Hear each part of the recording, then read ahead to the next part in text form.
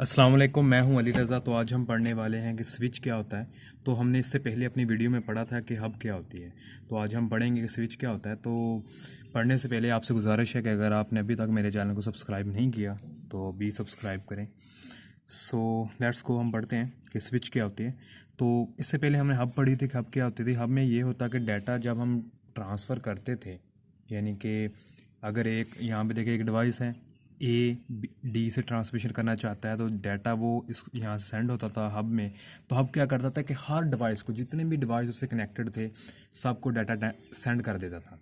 तो क्या होता था, बी को भी डाटा सेंड हो गया, सी को भी मिल गया, डी को भी मिल गया। ठीक है, हर डिवाइस को तरफ डाटा जाता था।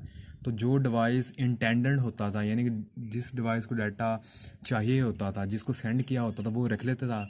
बाकी जितने भी कंप्यूटर उसमें होते थे वो उसको डिस्कार्ड कर देते थे। ठीक है, लेकिन स्विच में ऐसा नहीं है, क्योंकि स्विच जो है वो एक इंटेलिजेंट डिवाइस है। ठीक है, इसको पता है कि डाटा कहाँ से आया और कहाँ पर भेजना है।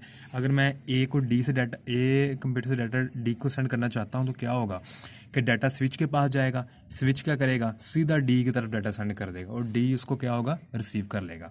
तो यानी कि इंटेलिजेंट डिवाइस इसीलिए है क्योंकि इसको पता है कि डाटा किसको सेंड करना है, किस डिवाइस को डाटा सेंड करना है, किस कंप्यूटर को डाटा सेंड करना है। यानी कि इसके पास जो रिसीवर होता है उसका डाटा, उसका एड्रेस इसके पास होता है। ठीक है, तो ये आगे इसका दूसरा फंक्शन है, ये मल्टी पोर्ट है, यानी कि इसमें मल्टीपल पोर्ट्स हैं। यानी कि इसका मतलब है कि हम दो या दो से ज़्यादा डिवाइसेस को कनेक्ट कर सकते हैं। तो मल्टी पोर्ट का यही मतलब, कुछ डिवाइस ऐसे भी होंगे जो टू पोर्ट होंगे, तो उसमें क्या होगा, सिर्फ दो ही डिवाइसेस आपस में कनेक्ट हो सकेंगे। लेकिन ये मल्टी पोर्ट है, तो मल्टी पोर्ट का मतलब है कि मुख्तलिफ इसमें पोर्ट्स हैं, यहाँ से हम अपने डिवाइसेस को कनेक्ट कर सकते हैं। ठीक है, तो आगे फारवर्डिंग का मतलब है कि ये डाटा को फॉरवर्ड कर सकता है। जैसे कि मैंने आपको बताया, ये ए है, डाटा सेंड करना सकता है सी को, तो मैं डाटा सेंड करूँगा तो उसको फॉरवर्ड कर देगा सी को। यानी कि इसमें डाटा ट्रांसमिशन करने की अहलियत है, इसको डाटा को सेंड कर सकता है। ठीक है, तो आगे है फिल्टरिंग।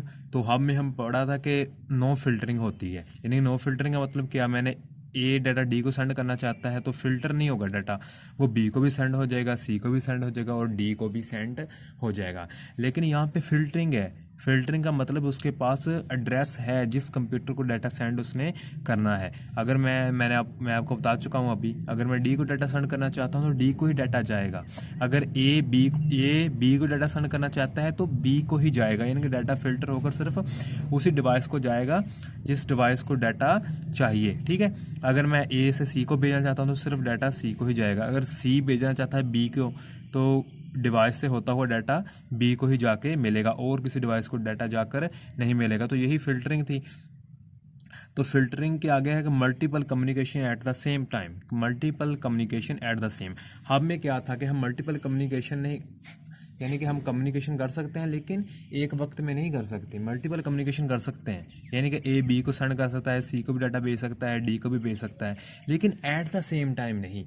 लेकिन स्विच में क्या है कि डाटा जो हम मल्टीपल कम्युनिकेशन यूज़ कर सकते हैं एट द सेम टाइम। ठीक है, अगर ए डी को डाटा सेंड करना चाहता है तो ए से डी को सेंड हो जाएगा, अगर डी ए को सेंड करना चाहता है डाटा तो वो भी हो जाएगा। ठीक है, यानी कि मल्टीपल कम्युनिकेशन हम एक ही टाइम में कर सकते हैं। जैसे कि हमारा ये एक स्विच है, यानी कि ये भी एक स्टार टोपोलॉजी की ही तरह है। जैसे कि मैंने हब में बात की तो मुख्तलिफ डिवाइसेस एक ही डिवाइस से कनेक्ट हैं, तो स्विच भी ऐसे ही करता है कि मुख्तलिफ डिवाइसेस को आपस में कनेक्ट करता है। इनके स्टार टोपोलॉजी इसकी एक बेस्ट एग्जांपल है।